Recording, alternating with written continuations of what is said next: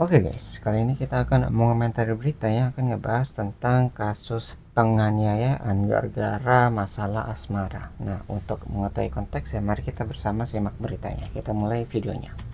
Anda kembali di berita utama bersama saya, Jihan Novita. Saudara, asmara berujung petaka dialami mahasiswi bernama Faradila Ayu di Riau. Ia dianiaya lelaki yang merupakan teman dekatnya. Ya. Cinta yang semestinya menjaga malah berubah menjadi malapetaka.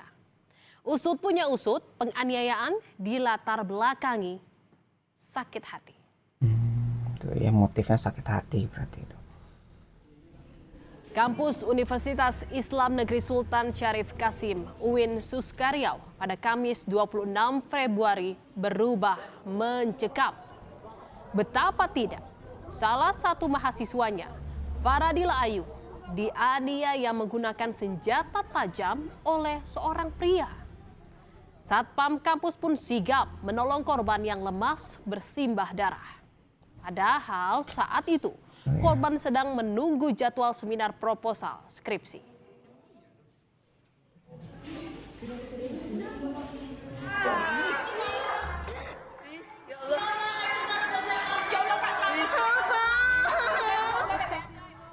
Suasana sekitar kampus yang tenang pun heboh, saudara, saat mahasiswa lain mengetahui ada penganiayaan yang terjadi di kampus mereka. Akibat diserang senjata tajam, korban mengalami luka berat dan dibawa ke rumah sakit Bayangkara, Polda Riau.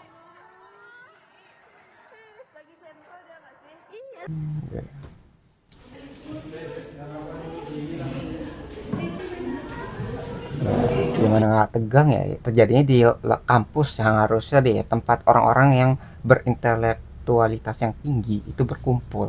Jadi harusnya diselesaikan secara intelektualitas gitu ya, harusnya pintar mengatur emosi. Tiba-tiba terjadi kayak kasus seperti ini, jadi mahasiswanya sendiri yang menyakiti temannya. Jadi motifnya itu asmara, jadi dilampiaskan dalam bentuk fisik gitu, yang harusnya mungkin bisa dibicarakan dengan baik-baik gitu ya, bisa direlakan atau bagaimana supaya ya kedua belah pihak itu saling setuju gitu untuk saling berpisah. Tapi gara-gara mungkin kurang bisa pengaturan atau manajemen emosi tadi gitu, akhirnya dilampiaskan secara fisik, yang akhirnya mungkin bisa masuk secara penjara juga gitu, gara-gara ya udah terjadi kasus penganiayaan, mungkin sampai ke kasus percobaan pembunuhan, soalnya korbannya tuh sudah sampai bersimbah darah seperti ini ya. Berkat kesigapan petugas keamanan kampus, pelaku ditangkap dan dibawa ke Polsek Bina Widya. Ternyata, saudara, pelaku Rehan Mujafar berkuliah di kampus yang sama dan sama-sama semester 8. Semester Alih-alih akhir tuh. membayangkan di wisuda, pelaku kini harus mempertanggungjawabkan perbuatannya. Ya. Jadi kasihan banget ya, udah di akhir-akhir ya, bukannya lulus mendapatkan gelar terus bisa berprestasi di luar gitu kan, nyari kerja, tapi sekarang harus berurusan dengan kepolisian. Dan kalau udah berurusan dengan kepolisian, kemungkinan masuk penjara. Nah, kalau udah masuk penjara itu bisa menunda atau menghancurkan masa depan dari orang yang melakukan perbuatan tadi gitu kan. Jadi yang ngebuat masa depan yang harusnya cerah itu bisa menjadi suram gara-gara satu aksi yang tidak difikirkan gitu ya konsekuensinya.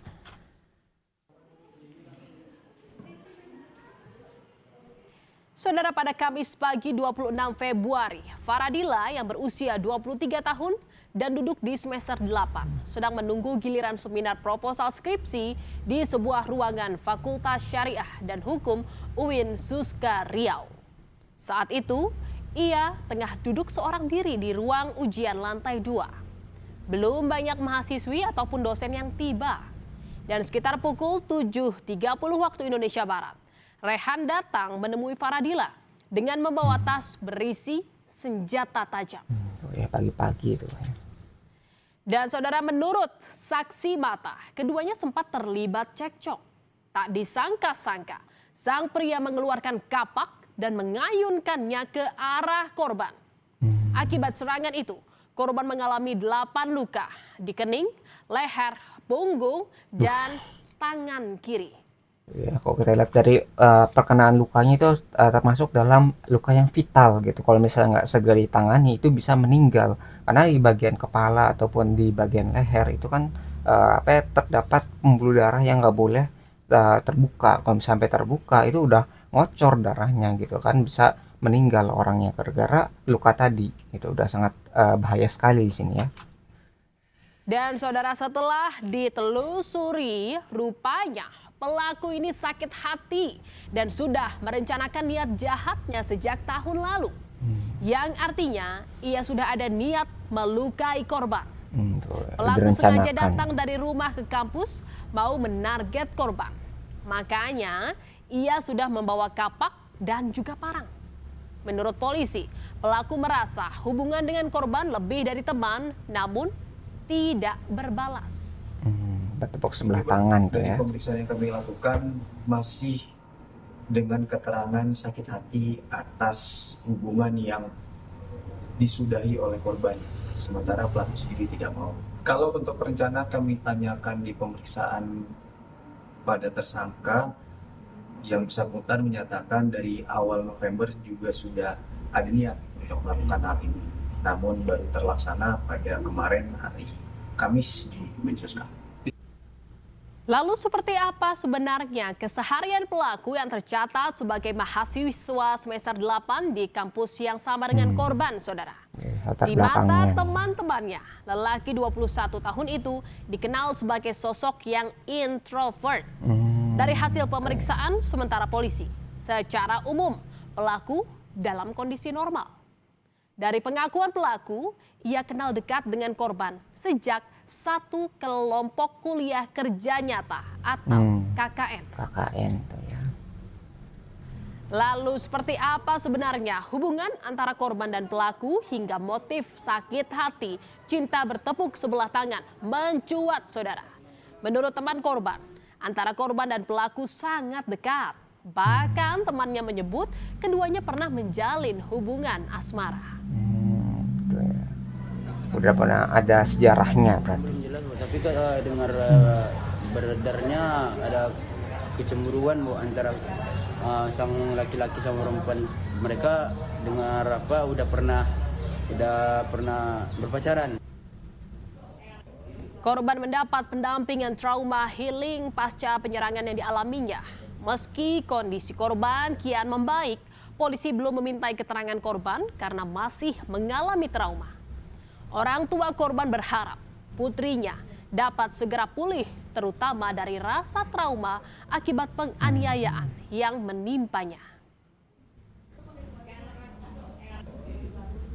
Saat ini kondisi pasiennya masih stabil untuk proses pemulihan dari saya.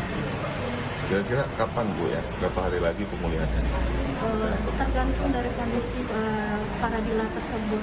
Untuk saat ini dia masih stabil. Mungkin dalam beberapa waktu dilihat dari dokter spesialis yang menanganinya. Saya sangat berterima kasih sekali dengan aparat kepolisian dan juga rumah sakit yang dari awalnya sudah menjalani proses secara cepat sehingga anak saya bisa terbantu sampai hari ini.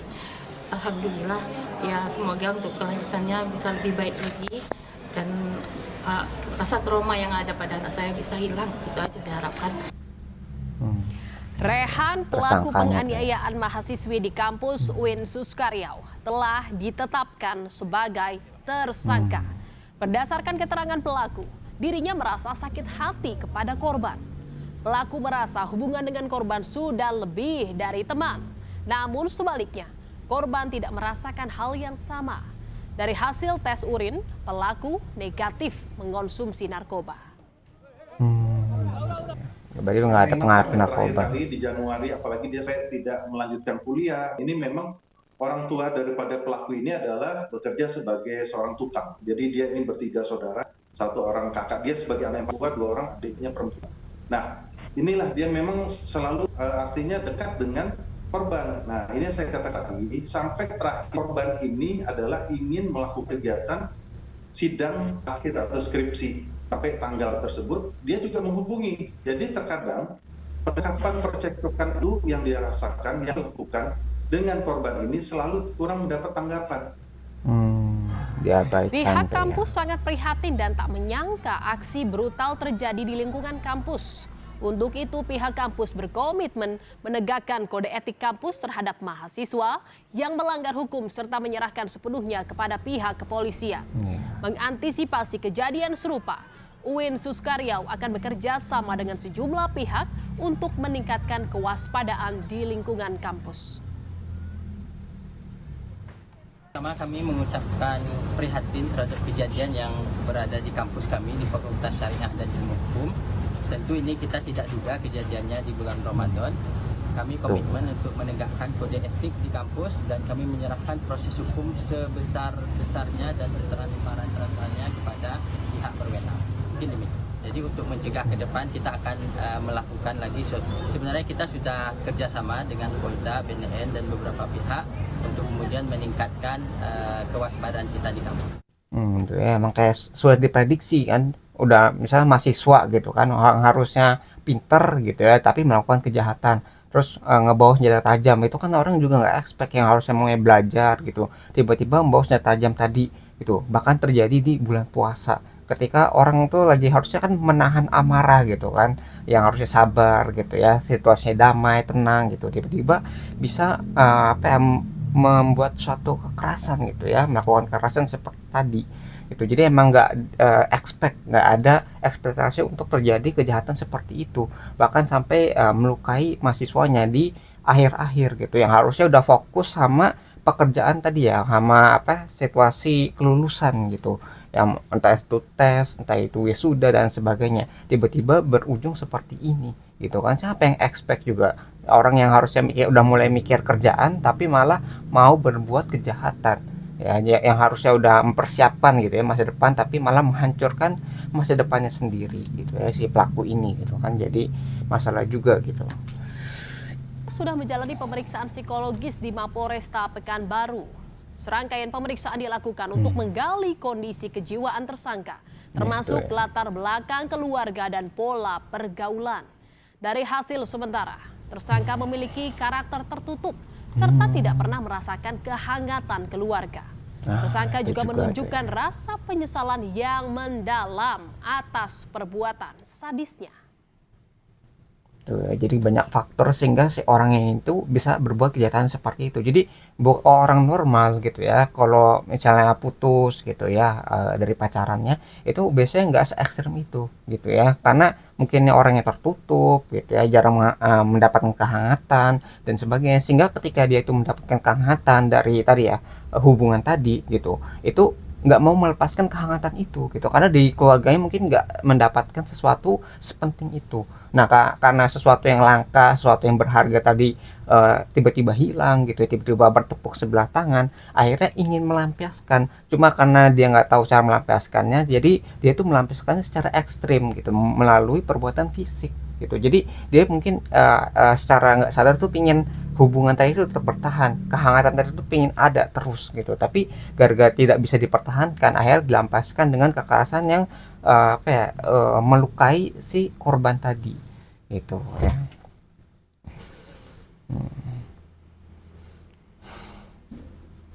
Saudara, dari kasus penganiayaan mahasiswi bermotif sakit hati karena percintaan di Riau menegaskan betapa batas antara cinta dan benci sangat tipis.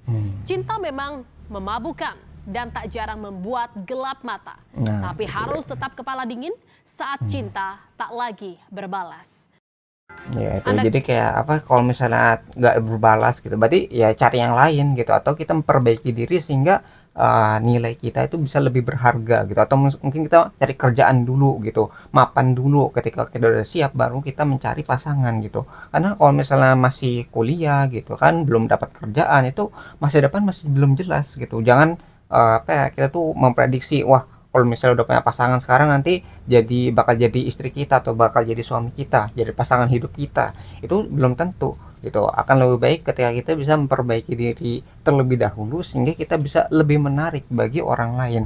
Misalnya udah punya rumah, udah punya kerjaan, udah punya kendaraan sendiri, udah bisa pisah sama orang tua gitu ya, kalau udah mandiri, udah bisa ngurus sendiri, baru mungkin bisa mencari pasangan hidup gitu, karena kita udah siap untuk mengakomodasi pasangan tadi gitu. Kalau misalnya kita nggak siap gitu ya, apalagi tadi masih baru mau lulus itu kan semester 8, itu mungkin belum siap dan akhirnya ya begini kejadiannya gitu ya.